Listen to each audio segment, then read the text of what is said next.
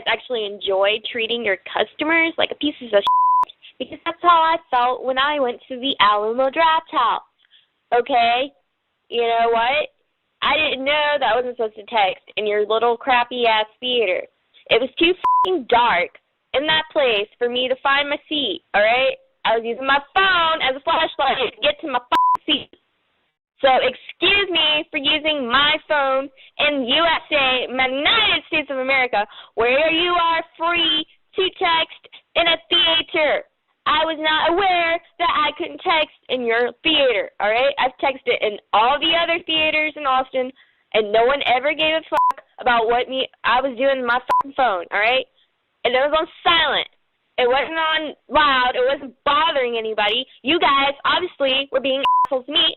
And I'm sure that's what you do, you know, to rip people off. You take my money, and then you throw me out. You know, I will never be coming back to your Alamo Draft House or whatever. I'd rather go to a regular theater where people are actually polite. And, you know, I'm going to tell everyone about how you are. And I'm pretty sure you guys are being on purpose. So thanks for making me feel like a customer. Thanks for taking my money.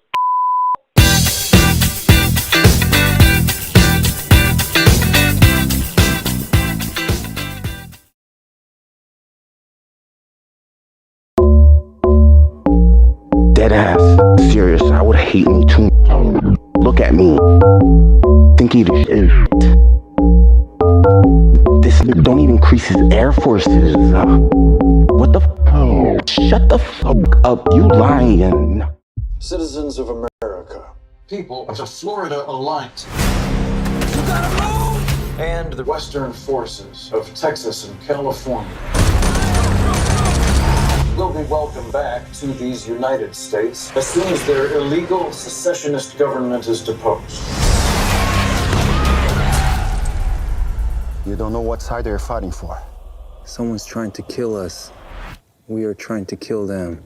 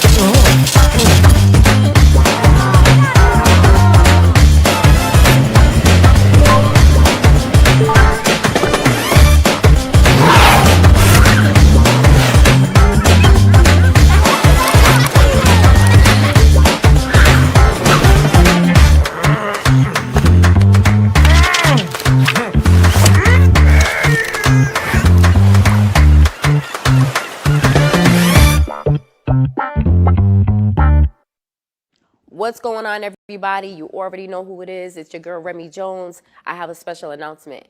May 18th, 2024, we are going to be at the PPAC for the Remy TV Influencer Award Show. It's going to be so much fun. We're going to have local talent performing. We're going to have celebrities performing. We're going to have amazing presenters. And all proceeds are going to go towards a job training program. So this is a charity award show.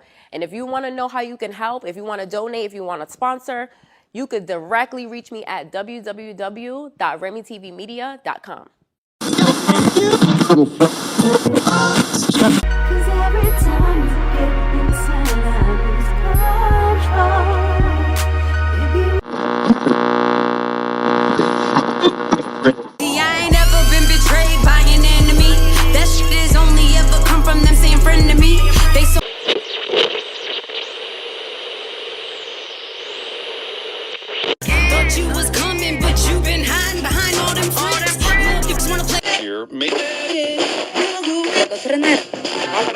So many times I played the fool, man, held below.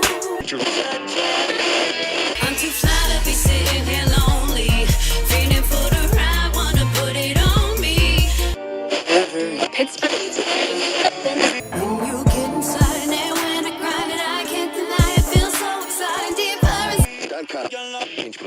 Is no restart.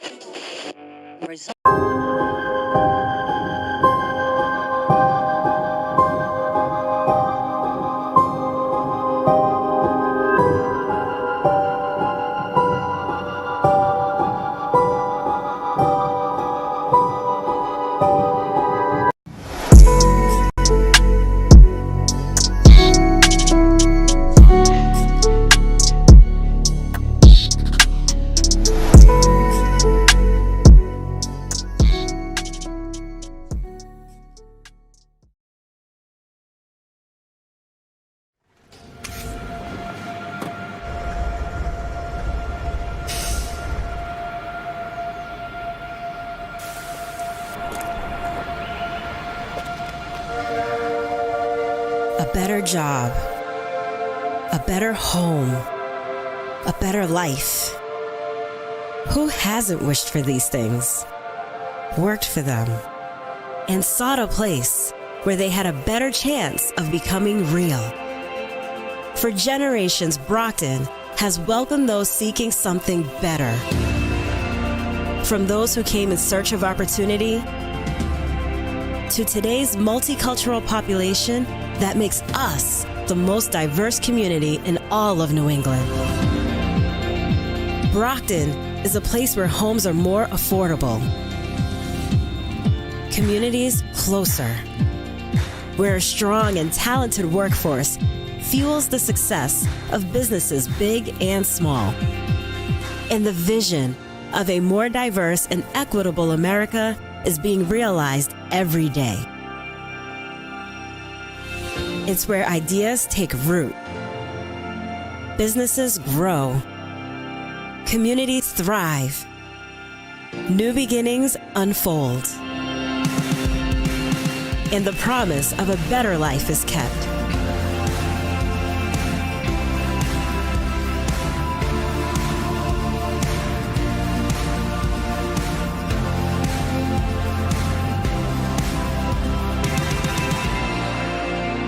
Brockton, Massachusetts, where better begins.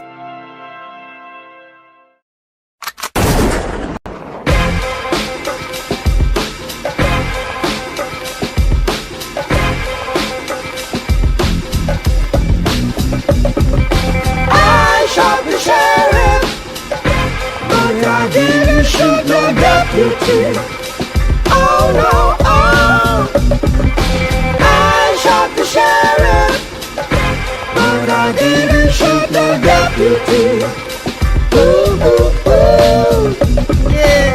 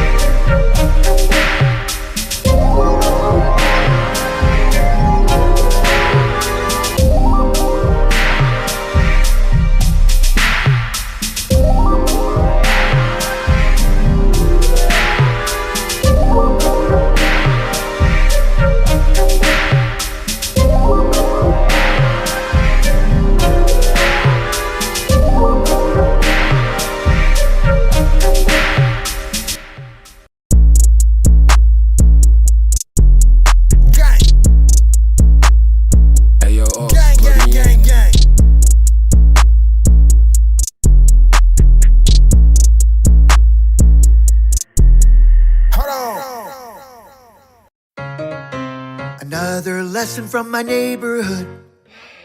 Do you know how to tell if mom is overdosing on drugs? If your mom shoots dope every day like mine, you can only help her if you know the signs of an overdose. An overdose? Yes, an overdose. Don't call the ambulance if you're in doubt, unless she shakes uncontrollably or foams at the mouth. That's an overdose. Okay, that's an overdose. That's an overdose. You could find her on the floor or find her in bed, and if you know what to do, she won't end up dead of an overdose. Really? Yes, an overdose. Well, I don't know. The signs of danger are simple to see. If she's twitching and seizing and can barely breathe, that's an overdose. Yeah. That's an overdose. That's an overdose. Mom always knows best.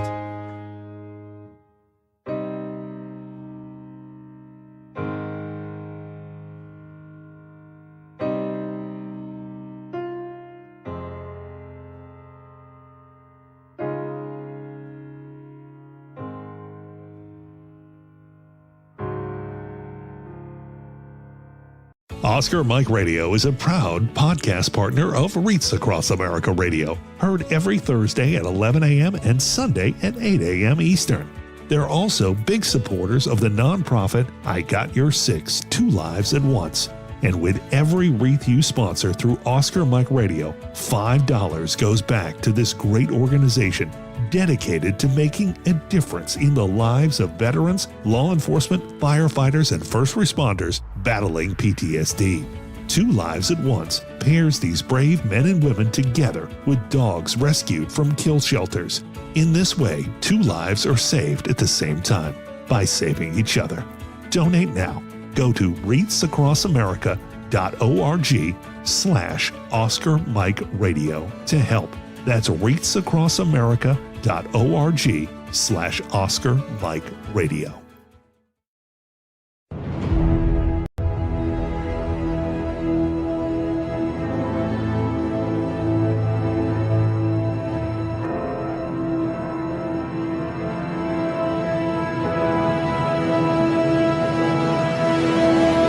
Master Yoda I am.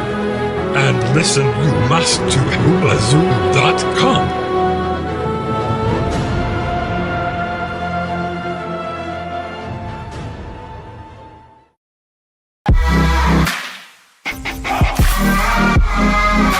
It's caught in the crossfire.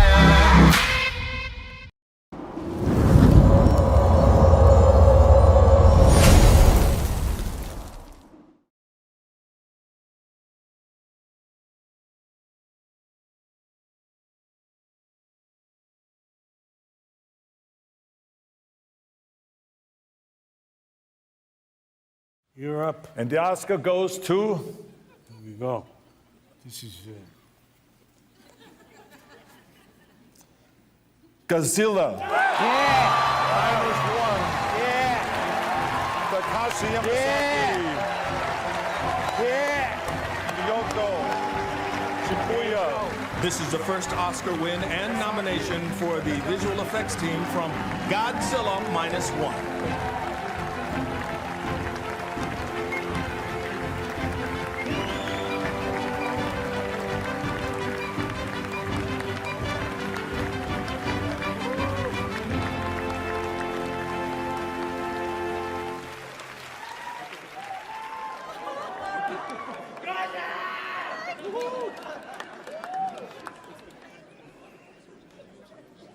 Can you dig it? Can you dig it? Yeah. Can you dig it? You like some motherfucking action heroes in it. Yeah. This is destiny. This is madness. This is the proof. Sidestepped into the twisted mind of my literature. Designed to get into the depths of your mind and minister. Sickness surrounds and mimic the lights of snuff cinema.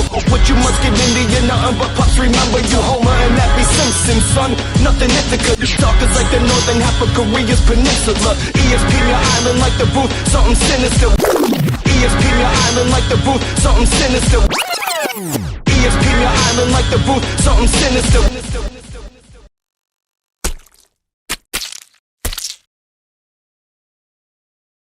All right, your boy Sinister One broadcasting live from the City of Champions. You are watching The Booth. It is March 12th, and we are here live, running a little late. Just got to say thank you, everybody, for all your support. News really hasn't been put out there yet, but there was a loss in my family, so I had to take care of some stuff today. I'm going to be taking care of some stuff during the week, and everybody who does know what's going on in my family at this time, thank you for the calls and everything. And I came on, you know, I was torn about coming on the show tonight, but I came on. You know, it's those who listen to WXBR way back in the day. My friend Devin had passed away, and I came on. Sometimes just doing this show helps you get that release out, so you're not caught in your thoughts.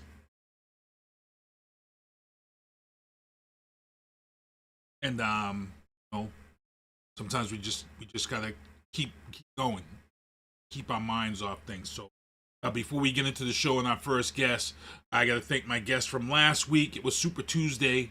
I had Robert Resnick on and Ken Diesel. We broke down a lot of politics, a lot of legal stuff. A lot of great discussion. Please make sure to check out Rob's latest topics over at the Corridor. And wrote some great pieces. We touched base. And then I got some stuff to talk about from the State of the Union. But let me get into my sponsors right now. Michael Douglas Barretto, MDB Electronics. If you got a controller, need it to get fixed, MDB is where you go. Get that fixed. 24, 48 hours, you're back to gaming. Vianna Marie's music is everywhere. 494,000 streams. Let's get that up to 500,000 and more. Streaming everywhere. Tactical Target Systems. Those are those zombie targets you see. I actually got to renew my membership at Braintree Rifle and Gun Club. And get down there and get some shooting in. Season's here. The good weather's coming. So let's get down to the target. Technical Target Systems and get those targets. Also, I Love Boston Sports. You have a chance to win a t-shirt in the chat. And Kimberly Ann Empowerment Photography. Vianna Marie pictured there. She did the photo session with Kimberly Ann. Ladies, if you take some photos that make you feel comfortable and you want to share with a loved one, Kimberly Ann Empowerment Photography. Also, Underwatch Protective Services, mobile patrols, foot patrols, armed guards, unarmed guards, event security, private security. Please reach out to Daryl Smith. And before I get into the news booth in our first topic of the night, I got to get into my first guest of the night. He's coming on here, hanging out with us, and I got to bring him in. And I'm always blessed to have this dude on. Always blessed to have this dude on. And I'm glad he came through and for the show tonight. And we get him on here. Thanks for Noube Rateau. Here we go.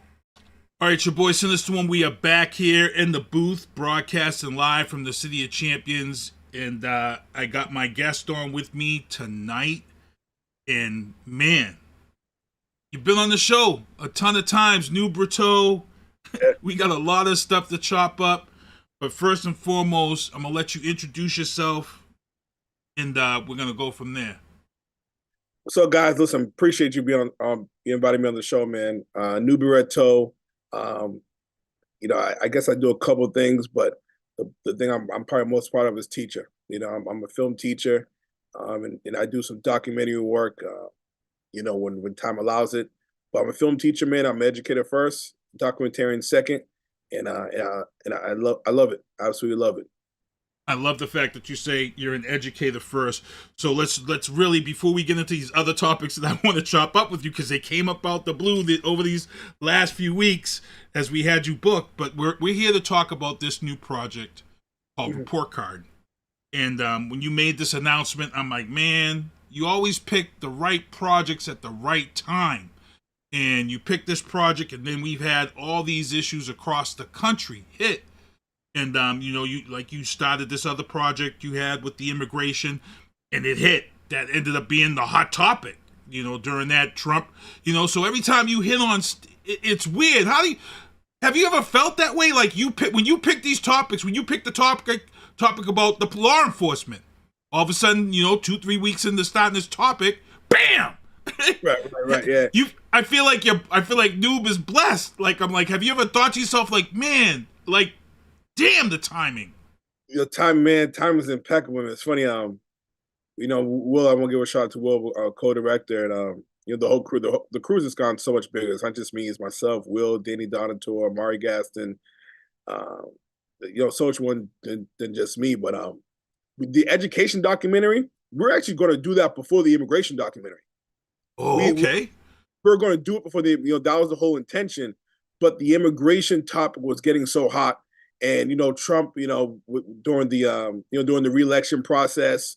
That was a hard issue. We're like, we can't. And we had no idea he was going to run for president again, Right. And I guess it's still a hot issue.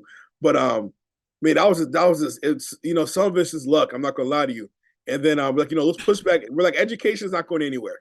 I said, we could do the education documentary a little later. So I said, let's do the immigration documentary now, and then the education documentary in a couple of years. And kind of find out, the education documentary, such a things going on in Brockton. It seems to be right timing. So it's been in terms of footage, we've been able to get a lot of great stuff. Obviously it's not to the to the liking of the residents and stuff, but in terms of documentary and being able to get some footage and get some real good material, this is the perfect time to do it. And to be honest, some of this stuff that's going on, this education stuff, it really started coming out of COVID, and the problems that we're seeing here in Brockton, Mass. A lot of people who are in the know, it isn't just a Brockton-related problem. This issue that's going on in the schools is nationwide when you step outside the nation.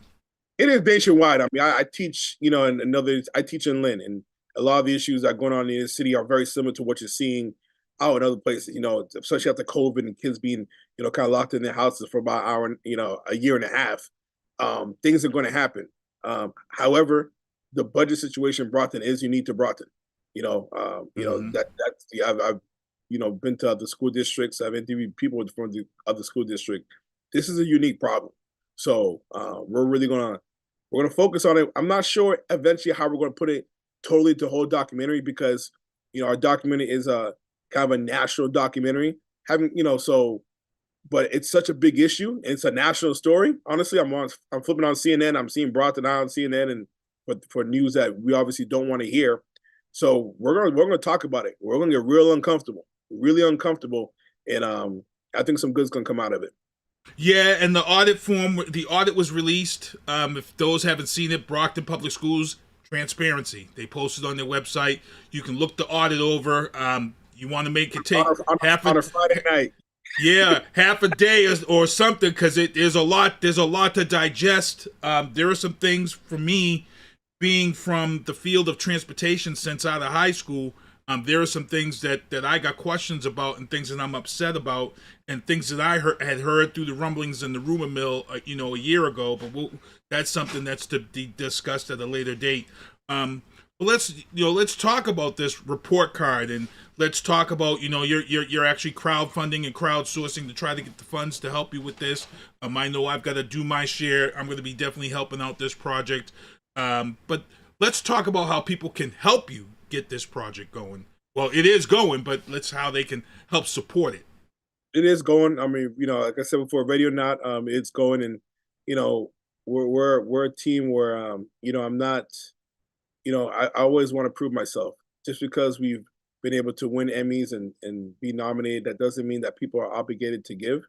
I firmly believe that I got to prove it to the community. People to the greatest that we're worthy enough to give, and I have no problem doing that, and I'm okay with that.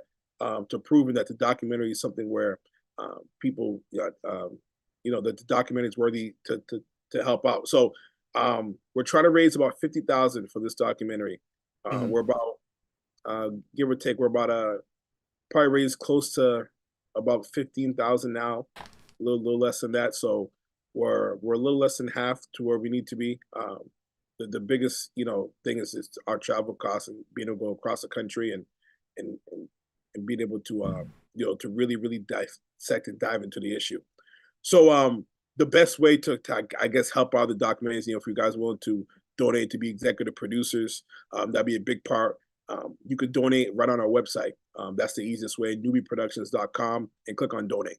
That's the best way. If you can't donate with finances, donate with maybe your time and maybe if you have a connection or something like that can hook us up to an interview. We're always looking for different things like that. So if it's a donation with your resources, we'll take that as well. But like I said, documentaries take time, they take money. Our last documentary on immigration, it took about $30,000, which is really bare minimum. I mean, we're talking, we're competing against, when we're blessed, we won an Emmy award, we're competing against, Boston 25. We're competing against, the Boston Celtics and NBC 10. We're competing against them. It's Noube Productions. Right.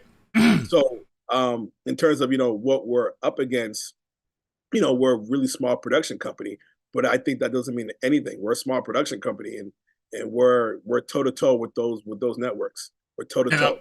And I was glad to see that you guys were able to secure a grant of, what was it, $5,000 you were able to get a grant to? Yep, $5,000 from the Broughton Cultural Council. So that's a state, Massachusetts Council is a state fund, but they have local chapters that they disperse. So shout out to the Broughton Cultural Council. We're applying for more grants in the next couple of months. So ultimately, the funding, there's only so much you can fund from a community. The most of the funding needs to come from grants. So we're really trying to focus on the grants and all that. So it's helpful, but we're gonna really the grant funding is what's gonna push us over to the top. So I'm excited, man. This documentary, I'll tell you, man, I shot we're gonna have a trailer, God willing, by the end of this month. Ooh, okay. I need that because right now, as you all saw, as the show was coming on, I have the clip of you guys in the hallway, and you got your Emmys coming down the hall. So that's been running before my show every week. So once you get that trailer, please get me that trailer so I can swap it out and just let people know here's the trailer and let's do this. Let's get that support going. So can I tell you a couple people real we have in the documentary? What's that? So can I tell you the couple people we have lined up in the documentary? Oh yeah, heck yeah. So we're really excited. We had the Secretary of Education on the documentary, Dr. Tutwiler. Really good brother. He was actually my boss. Superintendent in Lynn.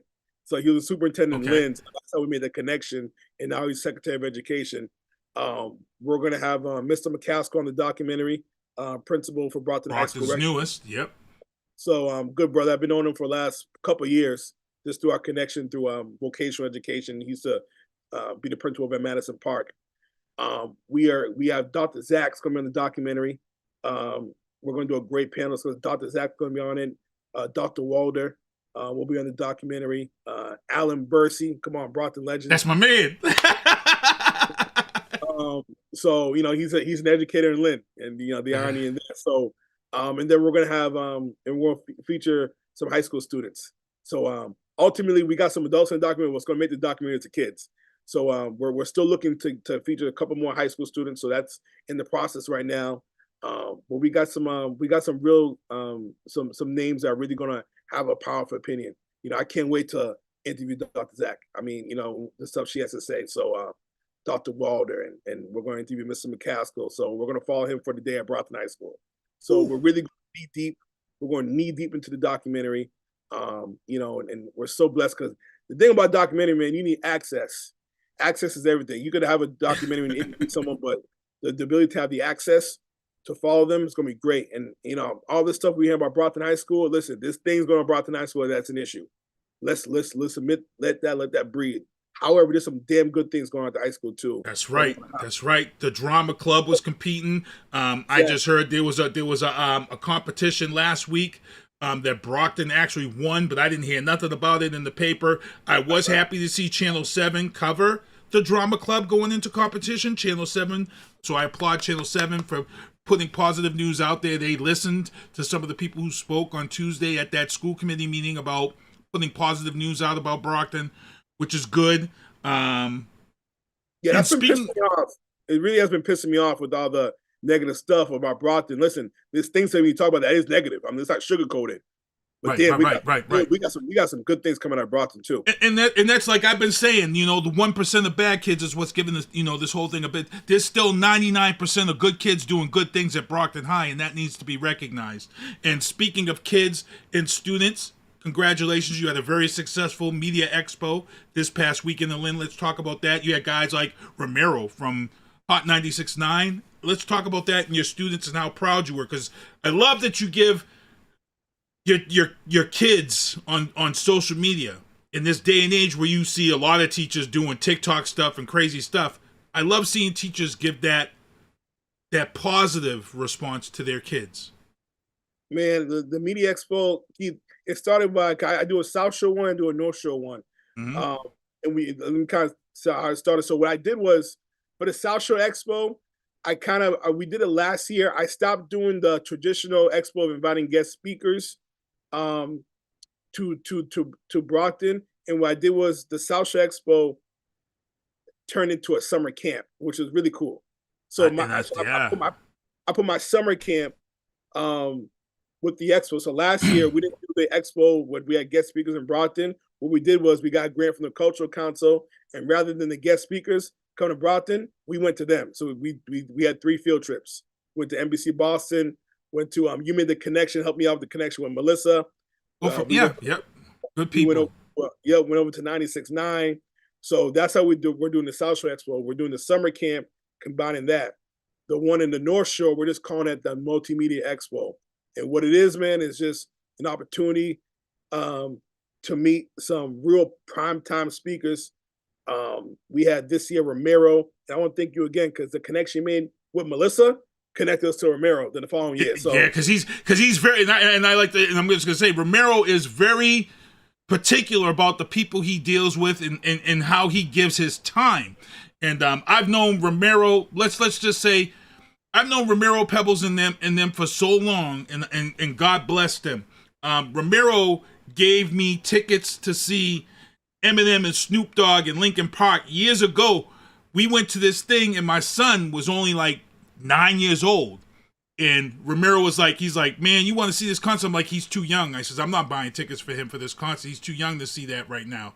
And Romero's like, well, what happens if he wins those tickets and he gives them away? And my son looked at me, and Romero gave my son the tickets. This is how far back that I've been with these guys and known these guys, and you know what? They're legends. They're legends in Boston radio. Pebbles comes all the way from WILD, and now she's going to be in the Radio Broadcaster Hall of Fame. That's what, you know. And Romero, he's going to have his own accolades because he's been doing this for a minute. They've all been, you know. That's been the strongest team. And to be honest, he did some things in radio that people don't even realize. When Pebbles and Melissa got let go from 94.5, it was the most strangest, most powerful radio ever because Romero didn't keep his mouth shut. That next day on 94.5, Romero was like pretty much, okay, F you, I'm going to tell it like it is. And he did it until they was like, damn, we gotta let this dude go, you know? But hey, that's what it's all about, you know? So I applaud you for getting that. And again, your students, how were they this weekend? Because it looks like you had a great time. And everyone, the first 40 people got free tripods. My man Rui sponsored, Bridgewater State, George DeSantos, and the Cultural Council, as I mentioned before, they sponsored. So the first 40 people got free tripod. Man, brother, I remember, it's so personal to me because I remember access to equipment is so important, especially in the city. That's right. You know, access to equipment is so important. So like, you know, something as simple as a tripod. That's right. Will spark plus someone's career. So I'm like, I want people to walk into the expo and be able to walk out with something in their hands. So first 40 people got free tripods. Shout out to Hunt's Video. There were $50 tripods that hooked us up, gave each tripod for $7. You know what I'm saying? Hunt's Video. So shout out to them, you know. And I got to say how important this is. Some people may look at this and say, damn, they just free tripod. You don't get this. So I've been podcasting for a minute. There's a lot of people out here who are doing this stuff. And sometimes people don't like to ask for help for someone to hold a camera for them, or you know, people don't get. But if you're somebody who's out there and you get that free tripod, that free $50 tripod, that's the difference between somebody saying, you know what, let me do this myself. Let me set me up myself. Let me watch some YouTube videos and get my camera angle set. And like you said, Noube, it's something as simple as that can just jumpstart somebody's career in filmmaking or whatever. That's insane. It's huge, man, because like, again, I want to be someone who, you know, of what I needed, you know, and so, you know, so everyone who walked in, again, the expo started by just people needing advice. It was like, you know, 70 years ago, people keep hitting me up for advice. So I meet them on Saturdays and stuff. I'm like that. I'm like, yo, F this. I'm like, yo, there's so many people that had the same question. I'm like, I'm just going to bring everyone in one room. That's what started the whole thing. Bring everyone in one room. So that's what started the expo, and it's got big. We had over like 120 people there in Lynn, which is dope, man. So we had Rudy Hippolyte, director. Ooh, yep, he's known. Yep. Emmy nominated. Romero Torres, obviously from 96.9. We had Courtney Cole, reporter, anchor for CBS. She was there. She was dope. And then we had Danny Donato, one of my former students, is now director of photography for the documentary, and also does full-time social media. So I was kind of a full circle problem with one of my students being on the panel. So we had 4 of them, and then we had 6 vendors, whether it was public access, local unions, and then it was fun. It was interactive. We had headshots. We were doing podcasts. We were doing caricature. So it was a family fun event, caricature drawings. So it was a family fun event, and kind of get everyone together, kind of break the ice. It's not an event where I don't want people to be all formal, dressing up and everything. We're just walking casual. You know what I'm saying? So casual people can just talk. We had people walk out of there with drones. People walked out with lighting kits. We gave away, I think, close to 70 pieces of equipment, Keith, we gave out. You know, look. Last year. Yo, and I'm not gonna lie, people, I supported this event, I bought my raffle tickets, and last year's event, Sinister One here, I won a drone. And I'm not talking like some cheap ass drone. Noube and them put up a nice $600-something drone. It was all the kit, the case, everything. And I'll tell you right now, when you talk about helping people set their business up or kickstart something, yo, as soon as I got that drone from you, I went out, I watched some stuff, and I put it right into my Sinister Productions arsenal. I started using it at events when I DJ. I'm doing events and doing expos and doing flyovers, people's tables and stuff. And I'll tell you, in that first year, Noob, that drone in my first year was key to some, even just simple overhead shots for realtors, just overhead shots of Brockton like people have never seen before at DW. And that's coming from me as a business owner and how much it meant to me, Noob, to win something like that and put that to use and add that to my arsenal. You know what? So one of these days, I'm telling you, one of these days, it might be next year, everyone's gonna walk in, is gonna get a camera. Like I want to get to a point where everyone walks in, gets a camera. You know, so Kenneth, Sony, if you're listening, we're looking for that big sponsor. I'm gonna get it. Keith, you know I'm gonna get it. Oh, I know you will. I'm not even gonna say nothing. I'm gonna be like, yo, first 50 people, they're gonna get a giveaway. I'm not gonna tell them what it is. You know, that's the type of access that I want. Yo, you know what was dope, man? Was a beautiful thing is that it felt good. When I was in high school, I remember I used to look at the sidelines and the photographers, and you know, all people not of color, photographers. I went to a basketball game a couple weeks ago. Probably 7, 8 people, sidelines, all people of color, different races and everything. I'm like, yo, this didn't exist. This didn't exist. Right. If you played a small role in that, I played a small role in that, man, I'm proud of that, man. You know, I'm proud. Like, you know, all young brothers and sisters, man, cameras doing their thing, media, like, I love it. So we have the opportunity, go back to Brockton and what's going on in Brockton. We have the opportunity, what we're doing right now, to change that narrative. We can change that narrative, you know, which is a dope thing, you know, having the access to equipment, technology, because I think for some reason at least when I was in high school, I think of TV production, I think of geeky white kids who did TV. Right, yeah. And that was kind of the stereotype that was put out there too. Right. And like I just never thought like I think people like Stuart Scott, what I'm saying, who changed that narrative, who went on TV, did their own style. Like that was an idol for me. I'm like, we don't have to be a certain type of way, talk a certain type of way to do production. So, if we play any part, if I play any small part in that with the Expo, I'm really proud of it. And it was a great thing you mentioned that, because ESPN, I don't think people really know how much innovation ESPN brought to sports broadcasting, because they allowed all of their people to be themselves. And you're still seeing it with Shannon Shops and all these other people. They're allowing people to be themselves. And that's what plays into the success of how ESPN changed that industry. Not just for minorities, but even for white guys. There was a certain way that you were supposed to behave when doing certain types of broadcasting. Kenny May changed the game, man. Kenny May was one of my favorites. Yeah, Chris Mortensen, who just passed away, bless him. But there's so many people that came up through those ESPN ranks. Even the advertising was just something that you can't do that. You can't have sports stars. Some of the sports stars ads working at ESPN were some of the greatest pieces of advertising that we've ever seen in this lifetime, and they did it. So ESPN, hats off to them, because they've got to be a great place to work. So but again, everybody, this movie report card, please support this, support Noube and his whole staff and his whole team. Check out some of the older stuff that he's done. Where can people get some of the? Because I thought you had one of your documentaries was on Tubi, right? Yeah. So there's two of them on Tubi right now. But I didn't put the last immigration one on Tubi because I think Tubi be taking my money, man. I mean, I be getting those checks back. I'm like, yo, this ain't. I'm like, yo, they got big time commercial on there, man. The checks ain't reflecting that. So I am using that on Tubi. But Protect, Serve, and Care and Out of Bounds, if you just Google Noube, it'll pop up. It'll be for free. All the documents on my website, newbieproductions.com. So going forward, the documents are gonna be straight from my website.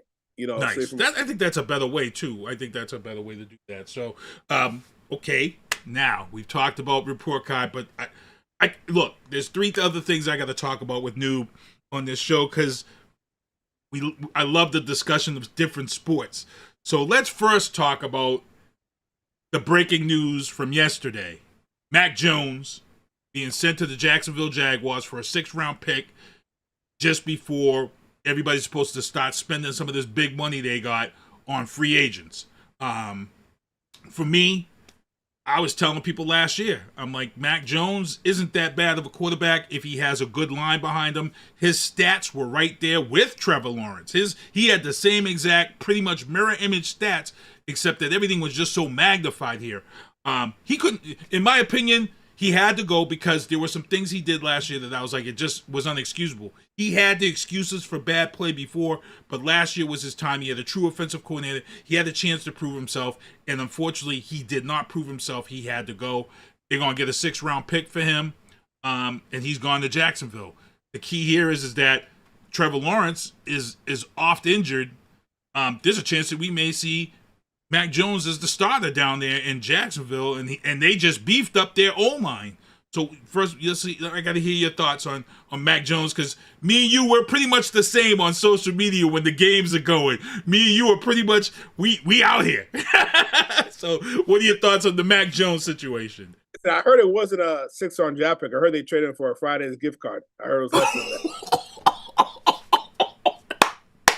that. Yeah, that's what I'm hearing. Listen, I feel bad, man, because I think would have been a good quarterback and still might be. I just think after that second year with Matt Patricia as his offensive coordinator, and Bill Belichick's never been an offensive guy. He's always been a great defensive guy. That's right. I'll give him credit. Like, he's got a good offensive people to run that side. Charlie Weiss and McDaniels. I'm trying to think who's after Charlie Weiss.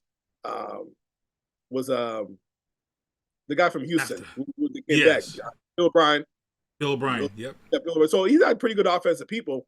But that Matt Patricia, I mean, to get a rookie offensive coordinator, someone who coaches defense that messed him up. And Matt Jones was that spoiled quarterback, okay, who had everything given to him in Alabama.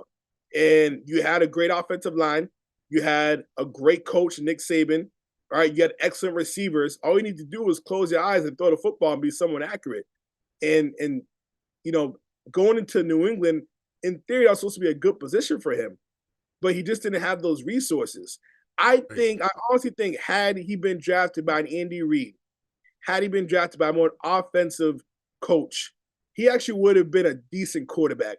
Not to how bad he was in New England. So maybe as a shot with Doug Peterson, okay, in Jacksonville, maybe as a shot kind of reinvented himself.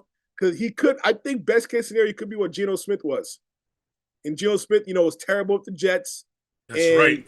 Finally got his chance to be a reputable quarterback in Seattle. So maybe he could do that. But I just think it was good for everyone for a change. I'm pissed though that, so far I'm just not seeing. I wanted the Patriots to get Russell Wilson, and get Russell Wilson and get a quarterback and later on the draft and then draft Marvin Harrison Jr. I want that to kind of be the plan. But a lot of these big time quarterbacks, Kirk Cousins and Russell Wilson, have already been signed, and I kind of want the Patriots to get somebody. If we settle with a Joe Blow quarterback, who I'm hearing maybe Jacoby Brissett or what have you, I'm gonna be disappointed. I'm gonna be disappointed with that. Yeah, so, I feel like they're gearing up to draft. I feel like they're gonna draft a quarterback. I mean, I wouldn't have minded Russell Wilson here, except I would have had to get my restraining order in order, because that means Sierra's coming to Boston. Hey, listen, man. Russell Wilson's where? He's at Club Hugh. Where's he at? I'll be there. So that's Noube on Mac Jones. So let's get into the second topic. And this is a big one, and I'm not real happy about it. They just announced this past week, Mike Tyson, at 57 years old, is going to take on Jake Paul. Now, my problem has been that Jake Paul sets these fights up, and guys are just strictly taking falls, taking dives, but they're all getting paid.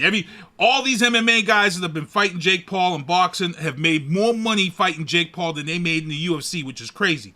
And now this whole fight is here. And Mike Tyson really don't need to check. He's got legal dispensary weed out there. He's making his money. The thing is that there's money still this is, for me, I feel like this is FU money from Tyson. Tyson's promotion, Jake Paul's promotion, and Mayweather. I think Mayweather's got something in this also.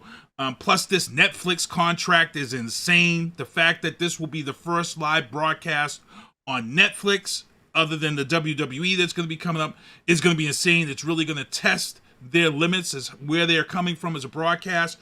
But I'm worried. I'm worried that Tyson is just here to take a check. My feeling and opinion is I feel like this is going to be like Mayweather and McGregor, where I think Tyson comes in with Paul, and Paul will respect him to the point where they'll possibly just go the distance.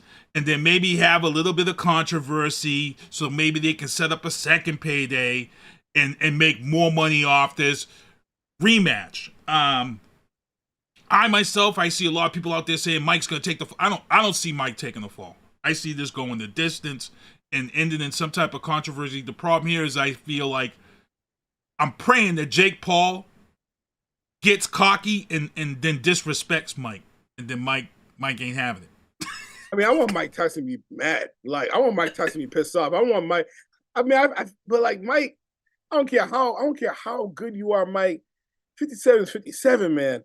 Like, I mean, how well can you box at the age? I mean, people are gonna watch. I'm gonna watch. Okay, you're gonna watch. Yeah, I'm watching. It's probably gonna be gazebo night outside in the backyard. Everybody can come through. No, but listen, I always say about this. I just think these are just such shows. I mean, the only person that could make it entertaining is Mike. That Conor McGregor and Mayweather. That was that was staged. I mean, it really was. Mike Tyson is a wild card, and so that's the only thing that I'm looking forward to, because Mike Tyson could go off script. So I can see that. That's what I'm excited. Mike, we're gonna do this. Someone pisses him off. He's like, yo, all right, cool. I'm going in. So that's what I'm hoping for, Mike to go off script and Mike to lose his temper a little bit. Other than that, because I was disappointed because remember they did that. It was Mike Tyson and Roy Jones. Yes, Roy Jones. Yeah, yep.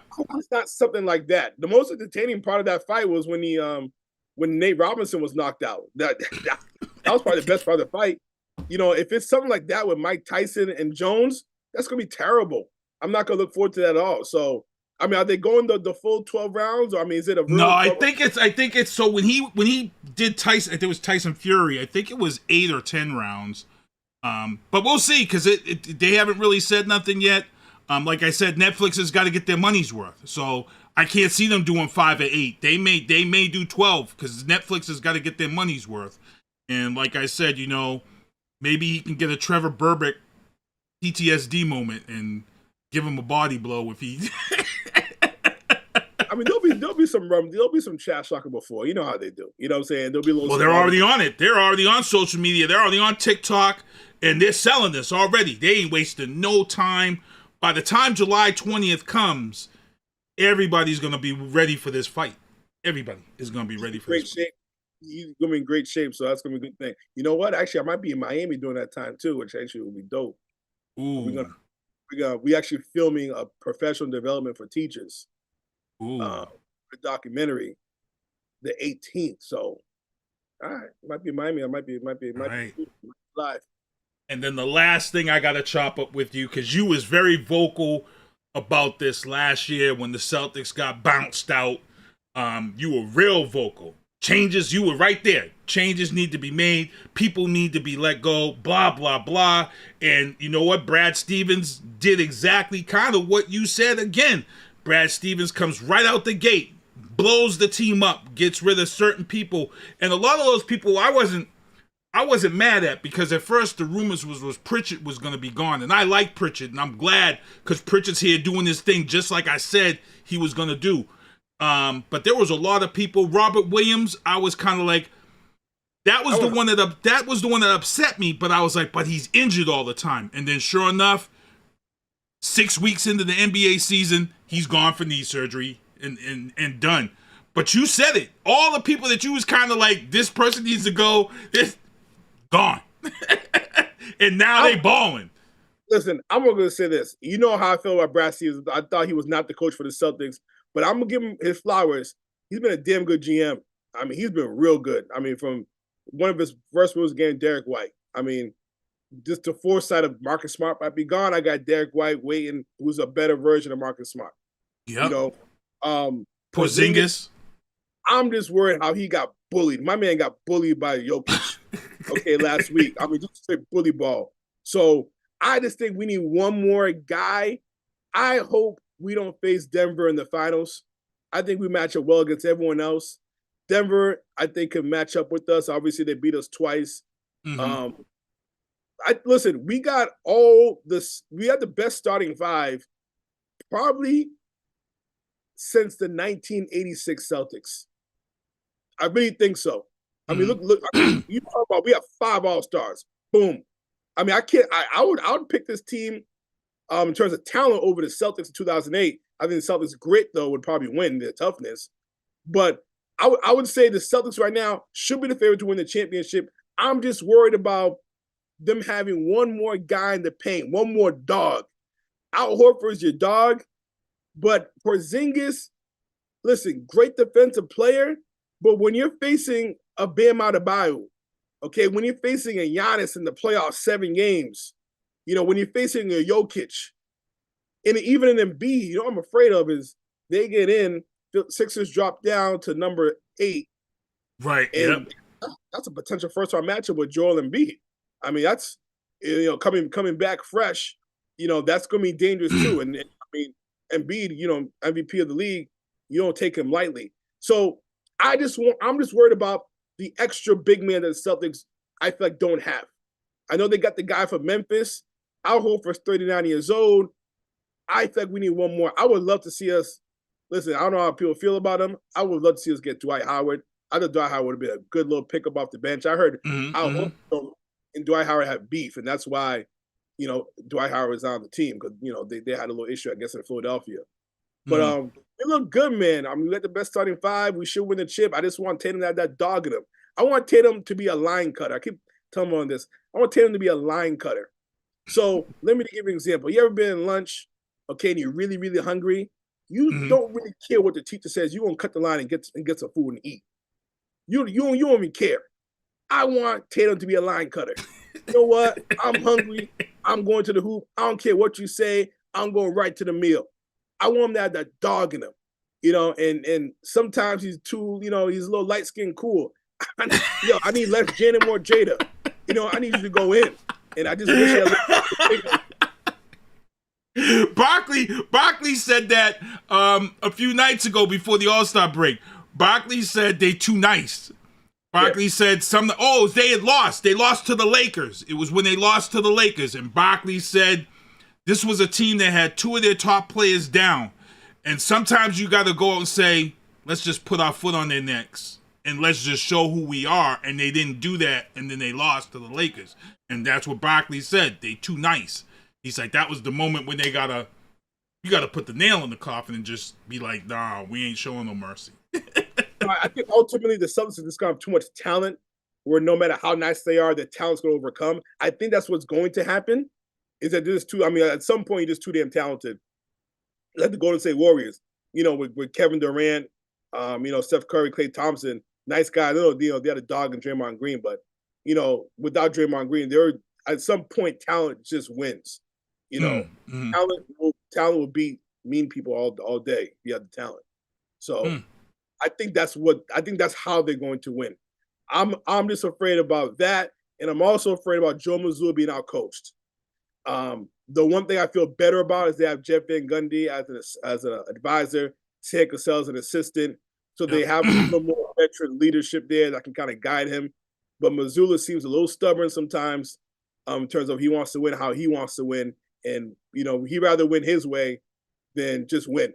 So I just hope you don't get stubborn. When we talk about statistics and stuff, Joe Mazzulla is big on statistics, but on a 7-game series, those stats go out the window. It's only 7 games. That's right. So, you know, those stats about, you know, shooting more threes than the other opponent, okay, that might work over 100 games.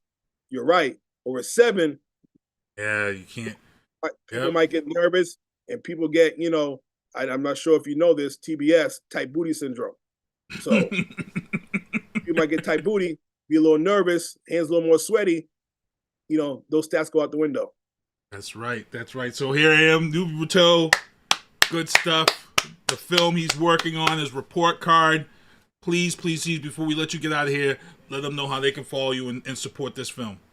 So the best way to support this film, and I really ask humbly, man, I don't want your support. I need it. We need your support. I promise to the fans and to the people who watch the documentary, it's going to be very fair, very objective, whether you have a conservative perspective about education, where you have a liberal perspective about education, whether, you know, you feel a certain type of way. We are going to give you the information uncut and raw. We're going to tame you guys, but also to inform you guys. We're going to enlighten you guys. This documentary, you're going to laugh, you're going to cry. And we can't do it without your help. So the best way to help out is to donate. NoubeProductions.com, click donate. NoubeProductions.com, and then click the donate button. And then, you know, no amount's too small. And I promise you, as the leader of the production, we're going to make you proud. Good stuff. Thank you again for coming on the show. I'm truly, truly blessed to have you on this week. A few weeks ago, I had Dave Wedge on. You know, the booth is just holding it down and doing some stuff. I'll be seeing you out there in the trenches for Brockton. I might be talking with you because, you know, I've been wanting to really get involved with the community, and the Brockton After Dark program is going to be coming up this summer, and they were talking about different ideas for Brockton After Dark, which is usually sports around that whole time. I'm going to see, maybe thinking about throwing my hat in, and for that Brockton After Dark program, I think I want to show kids how to start up and produce and do a podcast, and how to I want to get into not just the show. I want to talk to people about putting a template together, how to ask people for interviews, you know, and tell them that everything's a 50-50 question. You know, it's either a yes or no, and if somebody says no about an interview, they may come back to you later on and give you an interview later on. So no is never always forever. So I kind of want to teach kids about that, and I think I might throw my hat in to help out the community this summer, something like that. Really want to thank you for coming on, man, doing what you're doing. Appreciate you, brother, man. Appreciate it all the time, man. I love the stuff you're doing. I mean, you're a staple. You're a legend in the community yourself. You know, whether it's through media or all the stuff I know you're a big part, you know, with football, you know, back in the day with the Brockton boxing and stuff. So appreciate everything you're doing, man, and continue to do. Cool, thank you. What we're going to do here is going to take a quick break. We're going to be right back here with more Booth after this on Hoobazoo.com and all of these other websites y'all are supporting us on. Thank you, YouTube, Spotify, all that. We're going to be back right after this. It's your boy, Sinister One. Peace. All right, we're back here in the booth. I got to thank Noube Rateau for coming on, Noube Rateau for hanging out with me, and good stuff, good show, and a lot of people in the chat. Newbie is in the chat, actually. What's going on, man? Felicia, yeah, every week she's in the chat.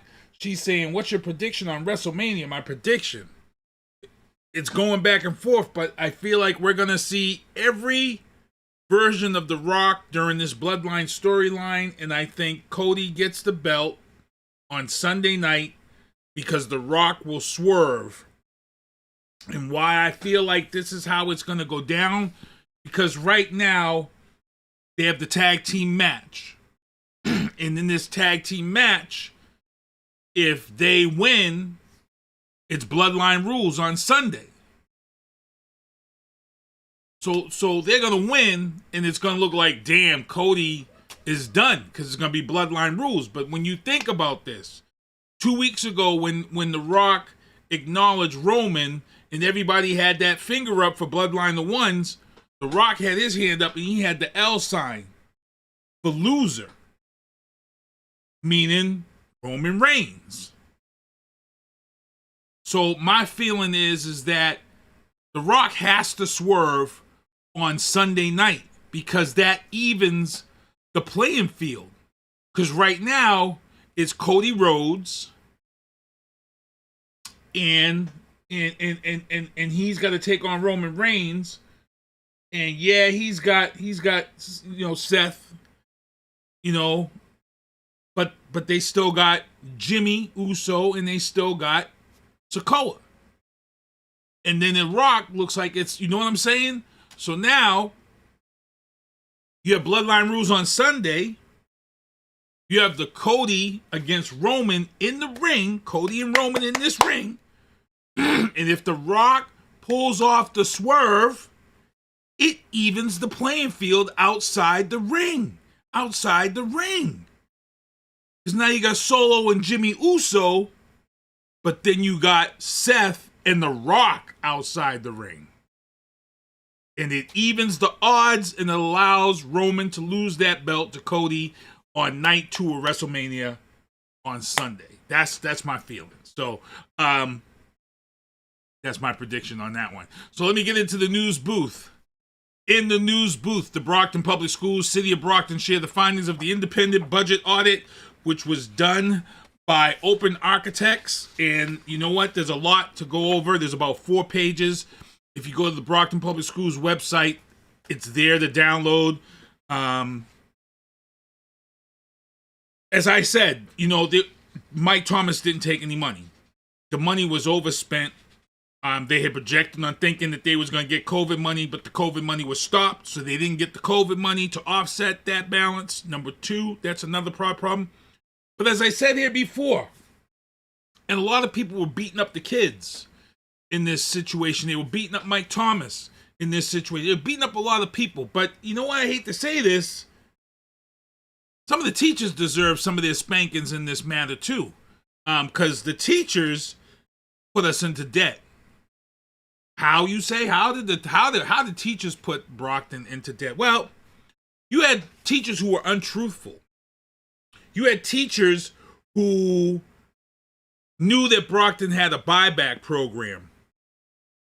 So what they did was that they had an early buyback program for those who wish to retire. So Brockton thinks, okay, we got we're short-staffed teachers, but we got teachers that are coming from some other towns And they all of a sudden they want to work here. And then guess what happens? They come here, Brockton. So for example, this isn't how it really went down, but just to explain it in layman's terms. So say like you have a teacher in Newton. She's got 5 years left on her contract. Okay? She's got 5 years left on her contract, and Newton doesn't have a buyback or a buyout program or incentives. So she says, you know what? Brockton needs teachers. They need help. Guess what I'm going to do? I'm going to go to Brockton and tell them I got 5 years left before I retire. They come to Brockton. They got 5 years. Brockton thinks they're getting a teacher for 5 years, but then this teacher has enough time to get to activate that buyback program. So now you get that teacher for say only 3 years, and then she says, "Oh, I want to do a 2-year buyback." Guess who's on the hook for that pension? Guess who's on the hook for losing that teacher 2 years earlier than you thought you were going to have her for? Brockton, not Newton. Brockton. So when this audit came out, they have the actual number of the buybacks of what it cost them, and it's up there. The amount of money that the teachers cost them for the buybacks is up there. So you want to check that out, and then the buses, which we knew, and part of the buses is Kearney getting paid for that property for being used. And if you heard that last meeting, leases and contracts and things like that with certain vendors is coming to an end. And I think they said like 90 days they have to they have to give them the word. So, it's serious stuff. Kathy Galvin, what's going on? Thank you for watching. Felicia says, how much was it over? 62 million? No, I think it was, it's rounded out to 62 now. So, I got to find out when people will be able to speak the next time. I definitely want to be there on that Tuesday. Also, let's get into the legal booth. In the legal booth, Karen Reed's attorneys are seeking to have the charges in her murder case dismissed. They have found documentation and paperwork between the U.S. Attorney's Office and paperwork that was provided to them that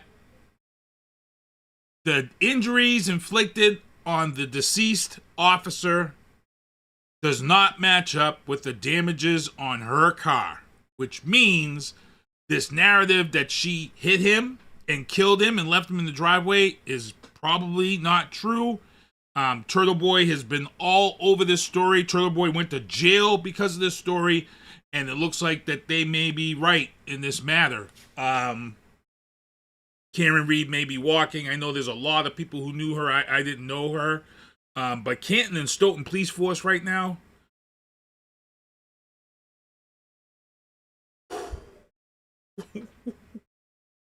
Canton and Stoughton Police Forces right now. Man. In the entertainment booth, Dragon Ball creator Akira Toriyama passes away at 68 years old.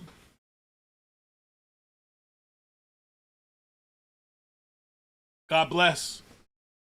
God bless Akira Toriyama. One of the best animes out there in Dragon Ball Z. Passed away. And it's sad because McDonald's just started this McDonald's thing, this McDonald's promotion based on Japanese anime. And the first episode of the anime commercials was Akira Toriyama. So it's kind of sad to see, this come down that week. Also, in the entertainment booth, as you saw at the beginning of the show, Godzilla -1 won Best Visual Effects at the Oscars this past Sunday. Well deserved. Well deserved. Movie night. Movie night in the gazebo. Godzilla -1. Look, there's a ton of movies. There are a ton of movies in the gazebo this year. My boys got me a brand new projector at Christmas. Brand new 4K. And I can tell you kind of what the lineup's going to be right now so far. Godzilla -1, as soon as that's released, it will be movie night in the gazebo. But we've got Oppenheimer, which I didn't get a chance to see yet. Oppenheimer is going to be in the gazebo. Definitely will be. The Mike Tyson, Jake Paul fight that we're talking about, that's going to be in the gazebo. Everybody, if you want to come through and watch this fight, come through July 20th. We'll talk about that. A24 movie studio. You guys hear me talking a lot about A24. A24, their first film release was controversial right out the gate, and they've been hitting it ever since. They've been killing it ever since. As you guys saw the Civil War trailer that I played before this show, controversial movie, Civil War. They took home their 17th Oscar at the Oscars for Zone of Interest for Best Sound Editing.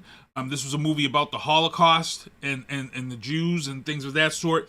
And the movie they say is chilling. But A24, their first movie that they came out with was Spring Breakers. And I don't know if you guys remember the movie Spring Breakers.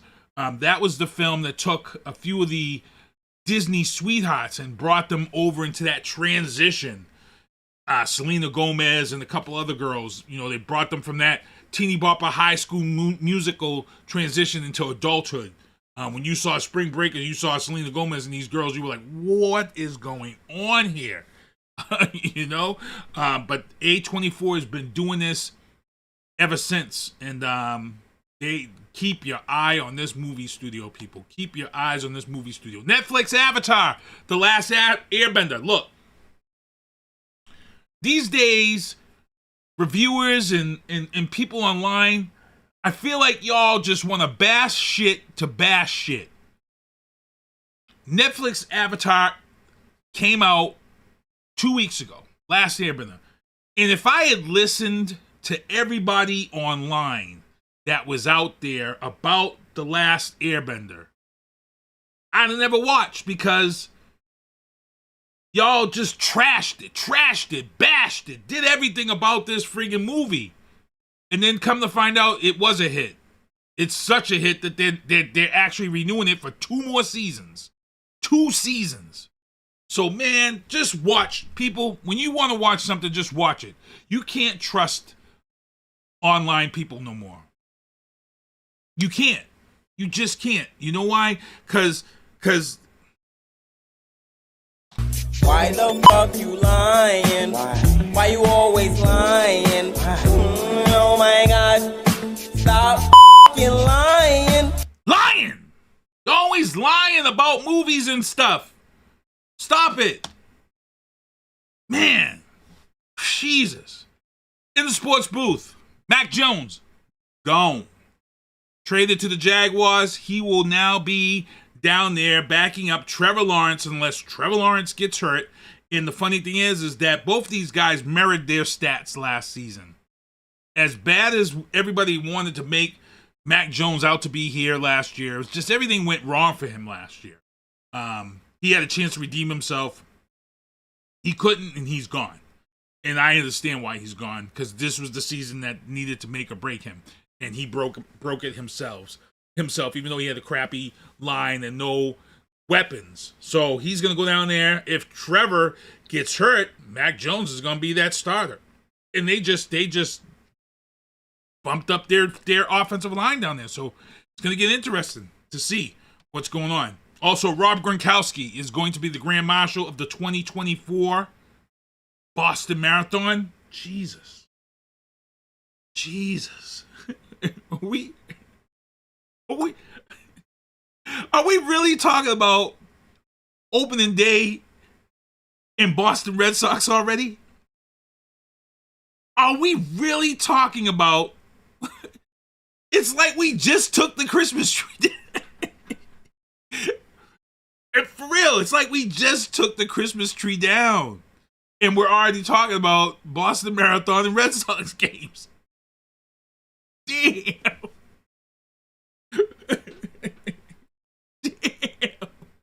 I'm like, man, unbelievable. Also in the sports booth here in Brockton, the New England Knockouts just announced that the general manager, Nick Desrosiers, has been relieved of his duties. They didn't say anything much else other than if you wanted to inquire about the situation or whatever happened, they said for the media to reach out to them directly. But he has been relieved of his duties. He was the Knockouts and the Rock's general manager. If I had an opinion, I would wonder if it has anything to do with the whole name change fiasco. They had a one name that they had announced and put all this out there. They had a whole contest, and then they turned around and they changed it. Alicia says, my tree is still up. She said, my tree is still up. You and Pebbles from Hot 96.9, who keep their trees up till... Jesus! God! Tap dancing Christ! Stop doing that! Stop! Stop! Take your tree down. Also, as I talked about, July 20th, Jake Paul, Mike Tyson live on Netflix. Now, originally, WWE was going to be the first live broadcast, but this is coming with more money. And I'm praying, I'm hoping Jake Paul disrespects Mike sometime during the third or fourth round, then Mike has to just put him in check and hit him with like a Trevor Burbick shot to the body. I'm praying. I'm hoping this happens, because I don't want Mike Tyson to pull a Conor McGregor and Floyd Mayweather and go the distance and hug it out and just still walk away with a check. I don't want to see Mike Tyson go down like some of these other fighters and collect a check. I want to see Mike have a flashback, because Jake Paul forgets that he's in the ring with Mike Tyson and may get cocky and get knocked out. Maybe Jake Paul's like, you know what? Maybe it's time for me to get the check. Let me go down in history. Let me get knocked out. Maybe Jake Paul might take that knockout. Who knows? But I know one thing for sure. Everybody is going to be watching on July 20th. So I'm good with that. Let's get into the Biden bombshells. As you guys saw, this State of the Union address last week, Biden did good. He did good, but it was a giant campaign fest for Biden. But what bothered me was the fact that you had all these Republicans pulling crazy strings. You guys saw the father of the veteran who was of the soldier who was killed in Istanbul in the airport. The father was up there yelling murderers and all this stuff, and then he gets so-called arrested. And then on social media, one of the Republican senators, Mr. Best, they have the whole thing on social media. And guess what, people? It was a $50 fine misdemeanor. But the Republicans put this guy in there as a plant. It was all planned out to try to make Biden look bad. And y'all be doing too much. You be doing too much, and the misinformed and dumb idiots and MAGA nitwits, they all eat this up and they all think this stuff is true. They all think this stuff is real, and it isn't real. Calm down, you guys. Y'all, look, Marjorie Taylor Greene came to this event dressed up in all red, Donald Trump pin. Donald Trump, I don't know, she might have had the Donald Trump Never Surrender sneakers on. She got the mate, she's yelling out dumb stuff. And Biden kind of put her in her place, and he was pretty much like, lighten up, Francis. Lighten up, Mary. Lighten up. Knock it off, man. Y'all be doing too much. Too much. And while we're on the topic of too much, did y'all see Senator Katie Britt after the State of the Union goes? First of all, she wasn't even at her house. She was on here talking about how she was at her house. She wasn't at her house. She was in front of a green screen. She wasn't at her house. And then she puts on this whole performance that you knew was going to end up on SNL. And sure enough, Kathy McKinnon, it wasn't Kathy. It was Scarlett Johansson actually played Katie Britt. And killed it. But it was one of them things where you couldn't even do it better than the person who did it, because Katie Britt was just so over the top. And then she went on about this girl that was trapped in sex trafficking, and it was all Biden's fault, and this and that, and this and that. And guess what? The girl who was involved in the sex trafficking, Casey Jacinto, she comes out and says, well, actually, the sex trafficking incident happened under Bush's watch. So you got it all wrong. So you really need to check your facts before you start being all overreactive and stuff. And then in the State of the Union, it was funny because, you know, President Joe Biden's up there. He's talking about the Roe versus Wade. He's talking about the fact that, you know, Trump is going to be allowed on the ballot, but he didn't mention Trump by name. And then he mentioned there was something else, the IVG, and he mentioned the Supreme Court. And look at their faces. He put the smackdown on the Supreme Court in a professional manner, and they look, they look so sad. So sad, man. And oh, here's one that I really got to touch base on before we get out of here, talking about doing too much. Before we get out of here, Tomi Lahren posted this, and this is something you guys need to see. I gotta call this crap out when I gotta see it. Tomi Lahren posted on her Twitter site. So the tyrants locked us down for a year plus due to the glorified code that is COVID. We were told it was irresponsible to gather with friends and family, irresponsible to travel, irresponsible to work and live a normal life. But now, illegal immigrants are coming into this country, bringing measles into our country, and we're supposed to smile and nod. The political science is changing again. This is Tomi Lahren, who, you know, she was on TV. She lost her job. She lost her job because she puts misinformation and non-facts out there. She lies. She stops. Look. Why the fuck you lying? Why you always lying? Oh my God. Stop fucking lying. Stop. Stop lying. Sorry, I got a cough right there. Stop lying, Tomi. Here's the thing, and it cracks me up about her. Let me go back. Let me pull that back up. So the tyrants locked us down for a year plus due to the glorified code that is COVID.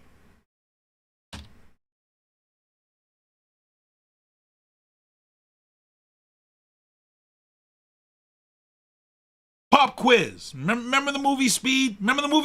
Pop quiz. I'm waiting for it in the chat. Pop quiz. Who was the president when the COVID shutdown started? It was March. It was March. We locked down for 2 weeks. We locked down for 2 weeks. Who was the president? Pop quiz. Look. So the tyrants locked us down for a year plus due to the glorified code that is COVID. Who locked us down? Who locked us down? Tomi Lahren. You're supposed to be this educated TV person. You're backing President Donald Trump's re-election. Hey, dumbass, Tomi. Dumbass. Your blondness is showing through. Donald Trump was the president. Donald Trump was here when he said that it's in China and it's not coming here. And then in March, everything was locked down. Then we was locked down for almost 2 years. And that was all under Donald Trump's watch. Not Joe Biden's, Tomi Lahren. My God, I hate when you all do this stuff and you make me get so mad because I have to tell you. Don't fuck with me, fellas! Don't! Stop it. Stop it. Man, y'all killing me. All right, we got to get ready to get out of here, get out of this show. I got to thank everybody for tuning in, hanging out with me. These are the hats that are sold out, so please don't get in my inbox and ask me for a beanie. They've been sold out for like 2 years, but I still got to thank everybody who bought them up mad quick, and it was gone. These are the shows I produce, Drafting the Circuits tomorrow night, Oscar Mike Radio on Thursday nights. I co-produce Maddie C Sports for you and me on Sundays, Happy Hour with Lito, Fubar Studios, is tomorrow, and Homeland Heroes Salute Podcast. Also, Platinum Gaming. Head on down. 294 Winthrop Street in Taunton. Full bar, full menu. This Friday night, March Mayhem takes place at the VFW. It's a great place to go see and check it out. But this one's a benefit. Boston Children's Hospital, Miles for Miracles team. Also, this Friday, your boy Sinister One and Viana Marie will be performing at the grand opening for Gary Leonard's Natural Agricultural Products. And then on Saturday, your boy Sinister One once again will be DJing the Boy Scouts Pinewood Derby Regional Race. This is a big one. This is everybody from this area that coming here for the regionals. Also, military-themed cookie decorating class fundraiser, open window suites on March 20th, 6:30 to 8, $50 per person. All proceeds go to IGY6. And also the Lunch and Learn at the Thirsty Moose Tap House in Portsmouth, New Hampshire. That takes place March 25th, 11:30 to 1:30. Felicia said Trump did. Thank you. Also, the Vietnam Veteran Pinning Ceremony takes place Thursday, March 28th, 10:30 a.m. to 12:30 p.m., Gillette Stadium. And then also check out Fubar Studios, Doug Macito's DraftKings, 1 million to March, 50-50, track day for veterans. Enter now to help raise money for the Boston Bruins Foundation. And then the Remy TV Influence Awards takes place May 18th, 2024. Please make sure if you can help out or support, please reach out to Remy TV. And then on May 19th, we have the 13th annual Wounded Vet Run. It's that time of year. Bikes are back on the road, which means motorcycle rides are coming. And then May 25th, are you ready? Vampires versus Zombies. I thought I was going to be here, but I probably won't now. I'm probably going to be in Maggie Valley because this is the 10th year for the Slingshot event. Also, ride Bat buses for free from December 1st to May 31st. Take advantage of it, people. It is one of the best things that are going to happen to you in this city right now. June 22nd, Ryan's Ride. Homeland Heroes 10th annual motorcycle ride takes place in honor of Captain Ryan Phaneuf. Make sure to reach out. Kickstands up at 11 a.m. Tickets are $25 per person. For tickets, go to Homeland Heroes Foundation. Call Julie at 603-458-1275. And I think that's going to be it. Is that going to be it? I think that is it. That's to be it. So I want to thank everybody for tuning in. Great stuff, good stuff. Thank you for hanging out with the show.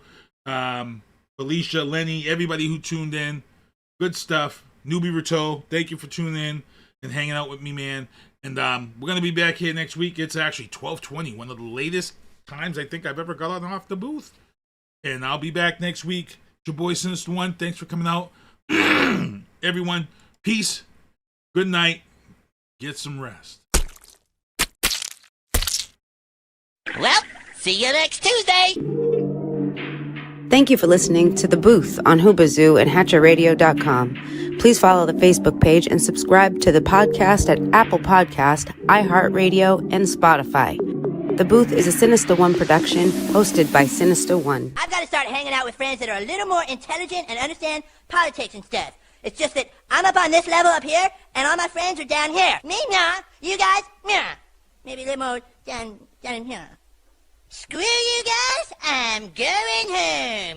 I smoke, I drink, I do my thing. These bitches hating, so you know I got to make it plain. Don't do cocaine, but your chick, my main. We stick together, true forever, yeah, you know we bang. I miss those days, which was easy. If only I made it, keep this shit on repeat. Now that I done upgraded, I've been upstate, but y'all think I'm playing. And I got a hit now for these weak ass hoes who think I ain't slaying. Try me, and I'll probably end up laughing, cause I never back down. I'm that chick with a clean ass whip, I don't need that shit, I got my own now. I get hurt, I get tired of fussing, fighting, guess I gotta crack down. Don't mess with me, cause on everything, I'ma have to bring the whole city out. WHOOBAZOO, that's Hoobazoo.com. Enter website, enter website, enter website, enter website.